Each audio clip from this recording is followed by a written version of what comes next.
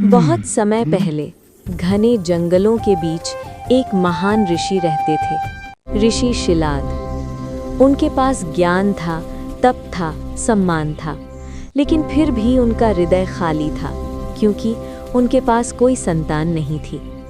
हर रात ध्यान से उठने के बाद वे आकाश की ओर देखते और सोचते, क्या मेरा वंश यहीं समाप्त हो जाएगा? एक दिन उन्होंने निश्चय किया, जब तक भगवान शिव प्रसन्न नहीं होंगे, मैं अन्न का एक दाना भी ग्रहण नहीं करूंगा।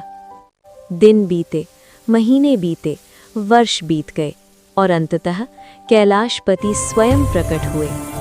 भगवान शिव, वत्स शिलाद, तुम्हारी तपस्या व्यर्थ नहीं जाएगी। तुम्हें एक ऐसा पुत्र मिलेगा जो स्वयं भक्ति का प्रतीक होगा। जब ऋषि शिलाद अपने आश्रम के बाहर आए तो उन्होंने देखा, एक दिव्य बालक धरती पर बैठा मुस्कुरा रहा है। उसके चेहरे पर अजीब सी शांति थी, आंखों में वैराग्य और हृदय में प्रेम। ऋषि समझ गए, यही शिव का वरदान है। उन्होंने उसका नाम रखा नंदी, जिसका अर्थ होता है आनंद। नंदी बचपन से ही अलग था। खिलौनों से ज्यादा उसे ध्यान प्रिय था।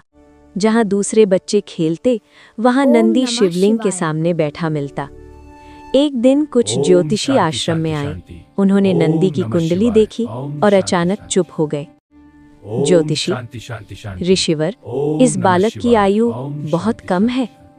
ये सुनकर ऋषि शिलाद के पैरों तले जमीन खिसक गई। लेकिन नंदी शांत था। उसने मुस्कुराकर कहा, नंदी, पिताजी, जिसका जीवन शिव के चरणों में है, उसकी मृत्यु कैसी? उस दिन नंदी ने निर्णय लिया, या तो शिव मिलेंगे या फिर ये जीवन समाप्त होगा। नंदी जंगल के गहरे भाग में चला गया।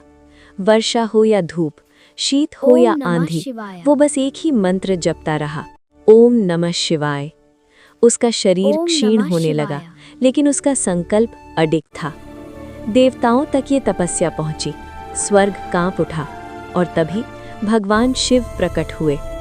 भगवान शिव, वत्स नंदी, तुमने मुझे बांध लिया है अपनी भक्ति से। नंदी ने सिर झुकाकर कहा, मुझे कुछ नहीं चाहिए प्रभु, बस आपकी सेवा। भगवान शिव मुस्कुराए।